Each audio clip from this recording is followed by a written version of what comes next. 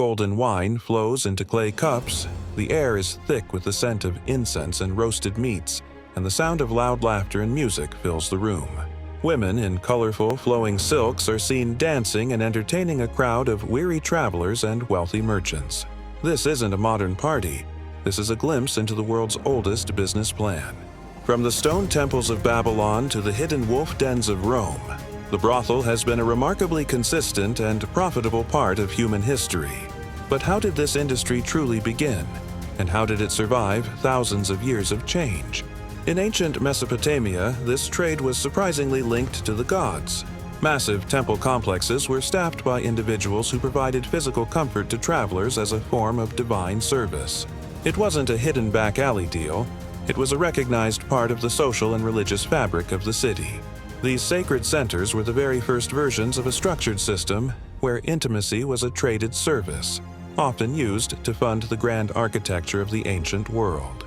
However, it was the Romans who turned this into a professional tax-paying industry.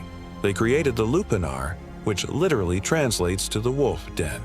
These were the first true commercial brothels in history. The Romans treated it like any other business with set prices, specific operating hours, and even carved stone signs to guide customers through the city streets. In Pompeii, these buildings had such unique architecture that they were impossible to miss. Archaeologists have even found ancient walls covered in price lists and customer feedback that read like the reviews of the ancient world. When the Roman Empire collapsed, the medieval world faced a massive dilemma. Some kings tried to ban the practice entirely, but that only pushed the trade into the dark shadows where it became impossible to regulate. Eventually, authorities and even the church realized it was easier to control than to eliminate.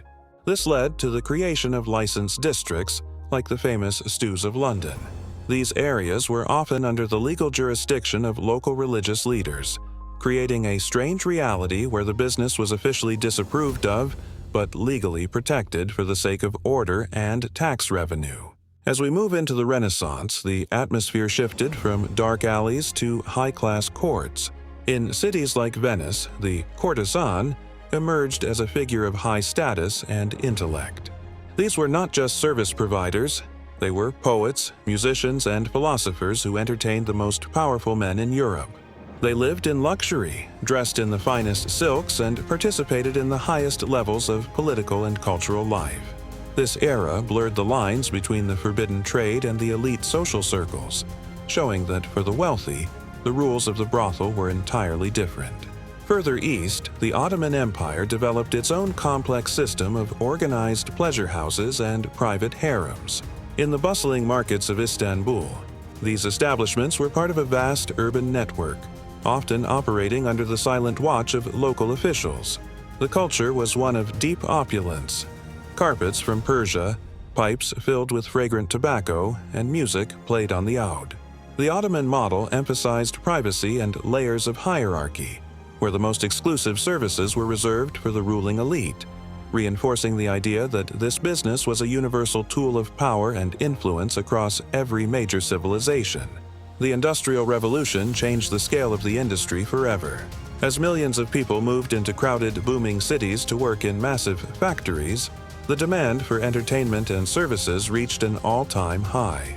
This era saw the rise of large, multi-story establishments that operated with almost military efficiency.